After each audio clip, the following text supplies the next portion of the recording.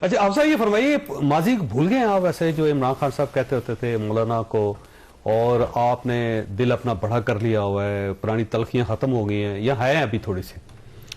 دیکھیں چودھری صاحب ہم تو رجاور سے ہماری قیادت اور ہماری پارٹی یہی کہتی چلی آ رہی ہے اور قیادت بھی یہ کہتا رہا کہ اس قسم کی الفاظ سیاست میں اچھی نگاہ سے ان کو نہیں دیکھا جاتا ہے. اس سے افراتفری پھیلے گی، اس سے شدت پیدا ہو جائے گی، ٹکراؤ اور تصادم کی سیاست پیدا ہو جائے گی. پہلے بھی اس کے حق میں نہیں تھے، لیکن جب آپ کی قیادت کے بارے میں، مولانا صاحب کے بارے میں، جمعیت کے بارے میں یہاں تک بات آگے بڑھ جاتی تھی کہ ہماری ماتحت تنظیموں پر وہ بین لگاتے تھے، انصار الاسلام پر وغیرہ وغیرہ، میری شہریت کینسل ہو گئی اسی زمانے. لیکن وہ سارے ہم نے کیوں اس کو نظر انداز کر کے ہم بڑھ رہے ہیں ایک ایسی مقصد کی طرف جو وہ ملک اور قوم کے مفاد میں ہے. میرے ذاتی مفاد میں نہیں، میں اپنی ذاتیات سے ہٹ کے آئین کی بات کر رہا ہوں. میں اپنی مفادات سے ہٹ کے اپنی ذات سے کہ میری ذات کو کیوں نشانہ بنائے. یہ فرمائے 2024 میں 8 فروری میں جو الیکشن ہوئے تھے خیبر پختونخوا میں دھاندلی ہوئی ہے. میں آؤں گا اس پر. تو لہٰذا ہم میری ذات کو جو نشانہ بنایا جا رہا تھا، میری پارٹی کو نشانہ بنایا جا رہا تھا، اس کو ایک طرف کر کے آئین کی طرف ہم بڑھے، جمہوریت کی طرف بڑھے. اور 8 فروری پر کسی کا اتفاق نہیں ہے، ان کا بھی اتفاق نہیں ہے پی ٹی آئی کا، ہمیں بھی اتفاق نہیں ہے. خود حکومت میں لوگ بیٹھے ہیں، جو باہر ہے اس کا اتفاق نہیں ہے اس الیکشن پر. آپ میاں جاوید لطیف کو سنیے، کسی اور کو سنیے، وہ خواجہ سعد رفیق کو سنیے، وہ کیا کہتے ہیں، بہت سے لوگ ہیں. اور جہاں تک آپ نے خیبر پختونخوا کی بات کی، دیکھیے ہم نے سوال اٹھایا پورے ملک کے الیکشن پر. اگر مولانا فضل الرحمان صاحب آپ اس کو ایک علاقے کا لیڈر سمجھتے ہیں، قومی لیڈر نہیں سمجھتے ہیں، تو پھر آپ مجھ سے یہ پوچھئے کہ آپ خیبر پختونخوا کے بارے میں آپ کی رائے کیا ہے. مولانا فضل الرحمان صاحب قومی لیڈر ہیں. نہیں، شکایت آپ نے ان حلقوں کی، میں ابھی آ رہا ہوں، خیبر پختونخوا کے حلقوں کو چیلنج کیا ہوا. سوال میں سمجھ گیا نا. ہمارا جو اصل اعتراض ہے وہ یہ ہے کہ الیکشن کمیشن نے اپنا رول مؤثر طریقے سے ادا نہیں کیا، بلکہ الیکشن کمیشن کا رول تھا ہی نہیں الیکشن میں، تھا ہی نہیں. 8 فروری کو الیکشن ہوا، میرے ہاتھ میں 45 فارم تھا، اس کے مطابق میں جیت چکا تھا.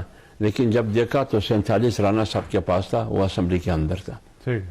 تو یہ کیسے میں آپ کے مثال کے طور پر لیا. پی ٹی آئی کے لوگوں کے پاس تھا آپ کا فارم، آپ ذرا یاد کریں. ٹھیک ہے نا، آپ نے جس دن کلیم کیا والوں کے پاس تھا.